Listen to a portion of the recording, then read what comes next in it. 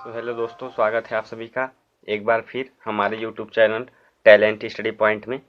आज हम लोगों का टॉपिक कक्षा 12 भौतिक विज्ञान अध्याय 7 जो कि कुमार मित्तल की बुक से है, गतिमान आवेश एवं चुंबकीय क्षेत्र। गतिमान आवेश एवं चुंबकीय क्षेत्र का पार्ट 12 है।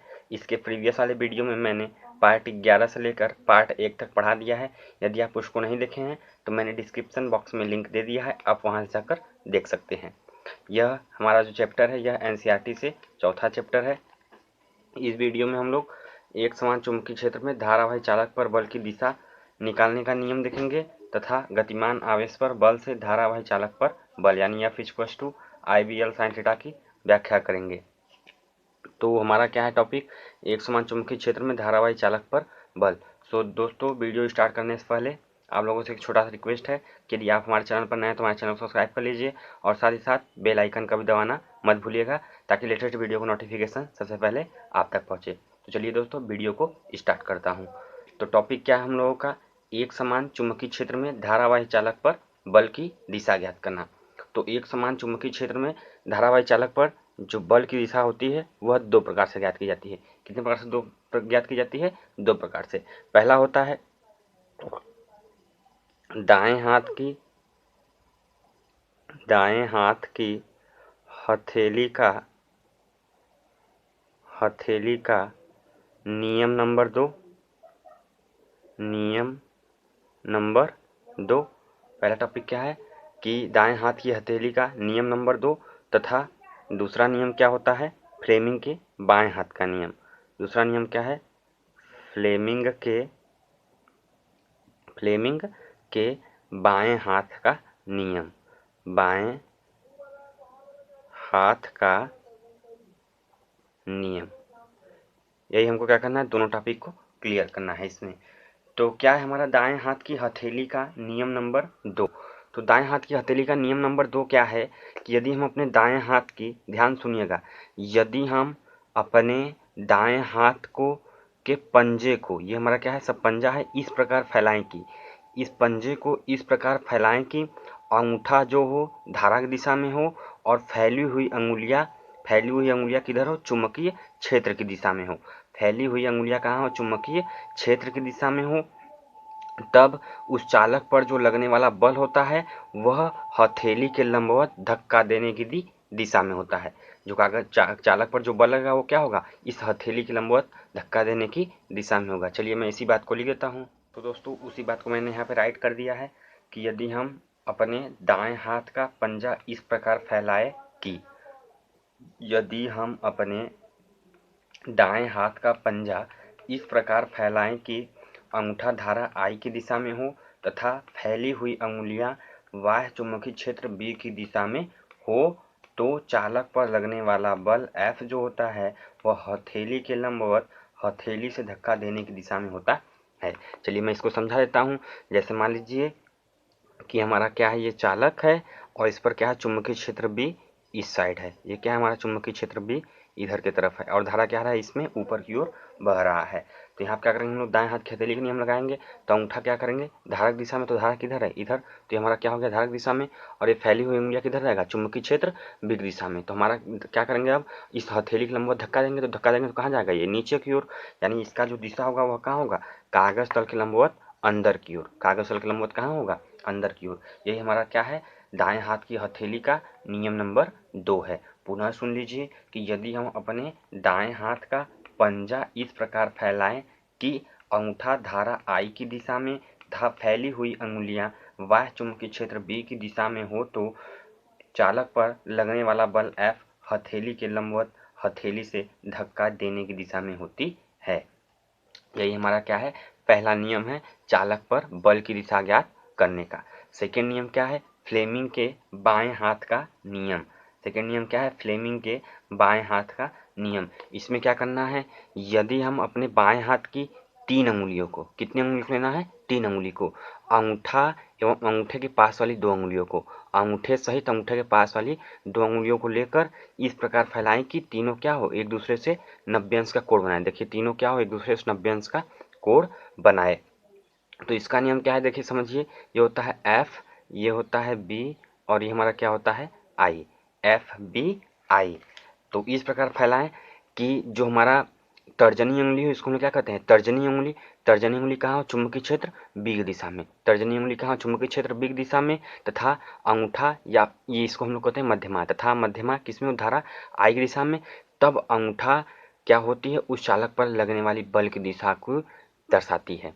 किसको दर्शाती है, चालक पर लगने वाली बल की दिशा को। पुनः सुनिए क्या होता है कि जब मैं यानी जब हम लोग अंगूठे एवं अंगूठे के पास वाली दो उंगलियों को इस प्रकार फैलाते हैं कि तीनों क्या हो, एक दूसरे के लंबवत हो, तब यदि तर्जनी उंगली चुंबकीय क्षेत्र बी की दिशा को तथा मध्यमा उंगली धारक दिशा आई में हो, तब उस चालक पर जो लगने वाले बल की दिशा होती है वह क्या होती है, अंगूठा दर्शाता है। यानी जो चालक पर लगने वाला बल होता है वह किससे दर्शाया जाएगा, अंगूठा से। चलिए मैं इसी बात को यहाँ पे, चलिए मैंने इसी बात को राइट कर दिया है कि यदि हम अपने बाएं हाथ के अंगूठे व उसके पास वाली दो अंगुलियों को इस प्रकार फैलाएं कि तीनों एक दूसरे के लंबवत हो, यानी अंगूठा एवं उसके पास वाली दो अंगुलियों को इस प्रकार फैलाएंगे कि दोनों क्या होंगी, तीनों मिलाकर क्या होंगी, एक दूसरे के लंबवत हो। तब यदि तर्जनी अंगुली चुंबकीय क्षेत्र बी तथा मध्यमा अंगुली धारा आई की दिशा में हो, तब अंगूठे जो अंगूठा होता है वह क्या होता है, चालक पर लगने वाले बल की दिशा को दर्शाता है। यही हमारा क्या होता है, फ्लेमिंग के बाएं हाथ का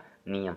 पुनः मैं इसको समझा देता हूँ कि यदि हम अपने अंगूठे एवं अंगूठे के पास वाली दो उंगलियों को, यदि हम अपने बाएं हाथ के अंगूठे व अंगूठे के पास वाली दो उंगलियों को इस प्रकार फैलाएं कि तीनों क्या हो, एक दूसरे के लंबवत हो। ये हमारा क्या है, तीनों उंगलियां हैं एक दूसरे क्या है, ये लंबवत हैं। तो यदि तीनों एक दूसरे के लंबवत हो, तो यदि तर्जनी उंगली चुंबकीय क्षेत्र देखिए बी की दिशा में तथा मध्यमा उंगली धारा आई की दिशा में हो, तब जो चालक पर लगने वाला बल की दिशा होती है वह अंगूठा को दर्शाता है। यानी अंगूठा जो होती है वह क्या होती है, चालक पर लगने वाले बल की दिशा को दर्शाती है। यही हमारा क्या है, फ्लेमिंग के बाएं हाथ का नियम। और ये हमारा क्या है, दाएं हाथ की हथेली का नियम नंबर 2। यानी यही दो नियम है जिसके द्वारा हम लोग क्या करते हैं, एक समान चुंबकीय क्षेत्र में धारावाही चालक पर बल की दिशा की व्याख्या करते हैं। यानी इसी दो नियम के आधार पर हम लोग एक समान चुंबकीय क्षेत्र में धारावाही चालक पर बल की दिशा की गणना करते हैं।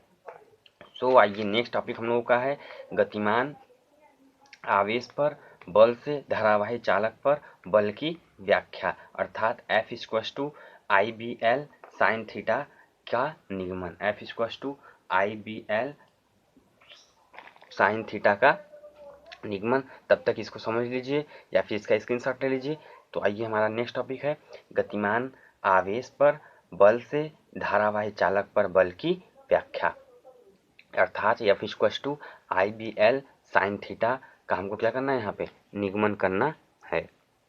तो चलिए इसके लिए हम लोग क्या कर लेंगे, इसके लिए हम लोग क्या मान लेंगे कि हम लोग जानते हैं कि धारा तथा अनुगमन वेग में संबंध, अनुगमन वेग में संबंध क्या होता है, I = NEAVD। ये क्वेश्चन नंबर फर्स्ट क्या होता है हमारा, I = NEAVD होता है। अब क्या करेंगे हम लोग, अब हम लोग क्या करेंगे कि यदि देखिए यहाँ से हम लोग क्या करेंगे कि यदि क्या होगा कि यदि यह चालक चुंबकीय क्षेत्र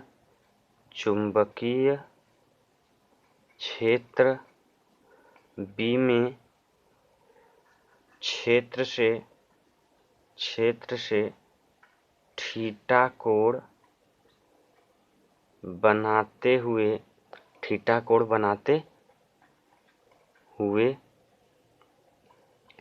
रखा जाए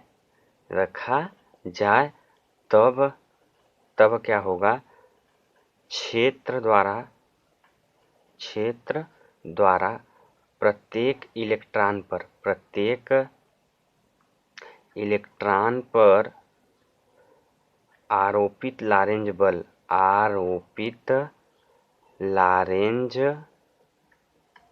बल।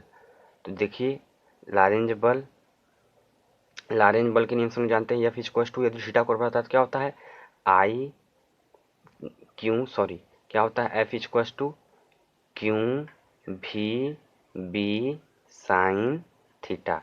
क्या होता है F equals to Q V B sine theta.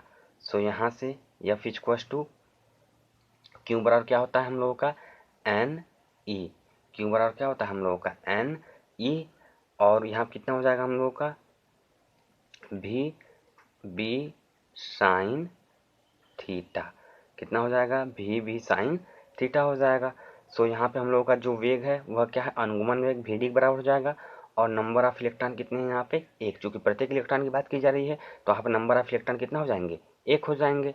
So यहाँ से जो हम लोगों का लॉरेंज बल आएगा वह एफ इक्वल टू कितना हो जाएगा ई भी डी बी साइन थीटा। क्या हो जाएगा ई भी डी बी साइन थीटा। अब देखिए क्या करेंगे, ये हमारा क्या है प्रत्येक इलेक्ट्रॉन पर है।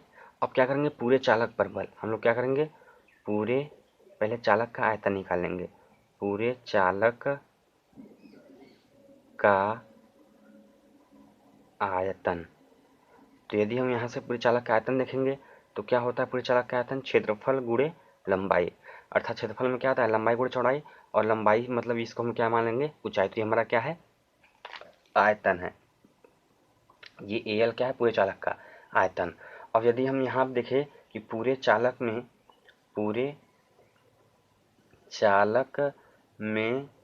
मुक्त